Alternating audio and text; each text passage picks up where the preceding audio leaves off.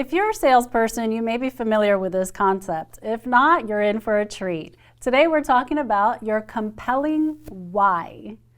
Dr. Janowitz, tell us what this whole why is about for those that are not familiar with it. Why do you ask?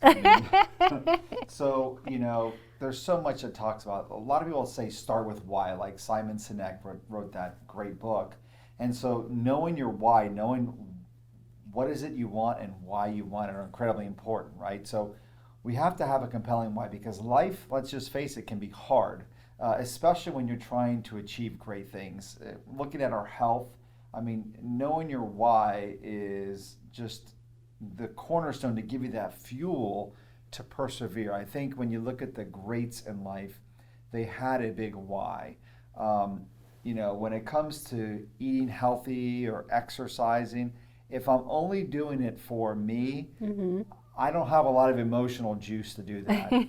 But when I was single and before being married, my why was to be healthy, so I wanted to deliver the first patient care experience for that morning at 6:45 in the morning, give them the same energy and intention as I did later on that morning and even at 6 o'clock at night.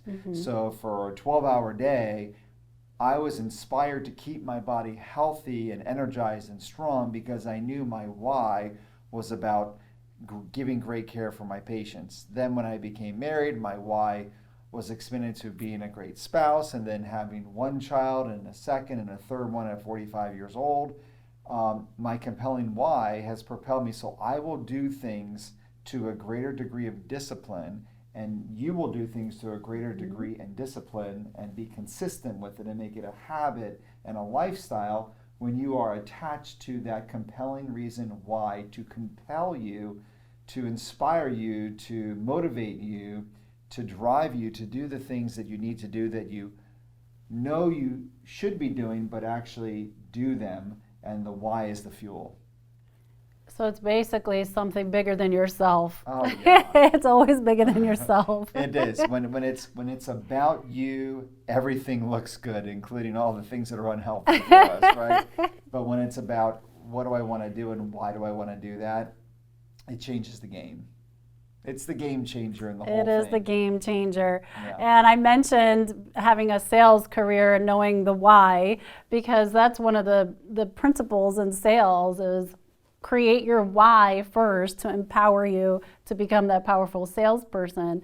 And this is not a sales video, Sure, but it's the same concept. So in order to achieve anything great, you need to have that strong why to motivate you to accomplish that. Yeah, it was just like, when I was going through all the chiropractic school and just the hours upon hours. When you're in undergraduate college, you take anywhere between 12 and 15 hours of classroom hours. Well, in chiropractic school, you're taking between 30 to 35 hours of classroom hours, and then you're studying another 30 to 35 hours. So you're 70 hours of just, this is your life. It's totally imbalanced. It's not a healthy way to live for a sustained period of time.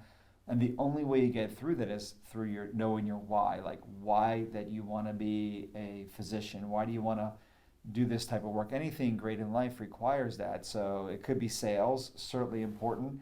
And in fact, this is at some level a sales presentation for you to sell you on the concept of taking charge of your health in terms of attaching a compelling reason why you should be healthy and why you deserve to have great health as well. Thank you. Yeah. So once they have their why, now they need to know how to spend their time. And you talk about a rule called the 5 out of 7 rule. Yes, yeah.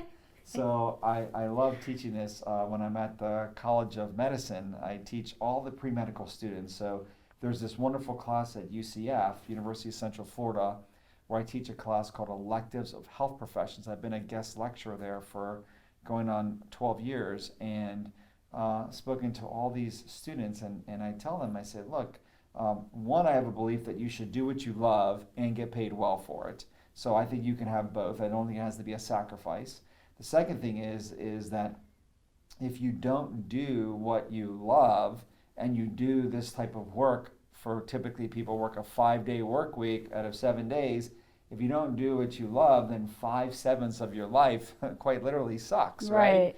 And if those 5/7 days are not good, then you're probably not a good person or happy person the rest of the week. So then Ugh. probably all of it is. So the 5/7 rule sticks to a lot of people because you want to get that compelling why, do what you love, and make that part of your lifestyle, so then it doesn't feel like work. When your why is aligned with your passions and it's aligned with what you do and how you give value to this, to your life and to the marketplace, then it doesn't feel like work. It's just who you are, and if it does, then 5/7 of your life is not so much fun. And I don't Yeah, wanna we don't want to be in that position. position. No way. No way. And like they say, if you love what you do, then you'll never work a day in your life, right? Amen to that. Amen to that. You may have long days, but they feel very satisfying.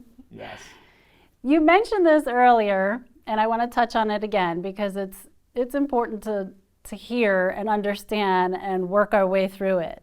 You mentioned earlier that you had to at some point get out of your own way. And a lot of the times we are standing in our own way of achieving success. How can someone tell if they're blocking their own success? Interesting question. So, I mean, getting out of your own way. I don't even know how to answer the question. I'm in my own way. You're in your way. Let me help you. I forgot where I'm talking about in the book on that. Page 117.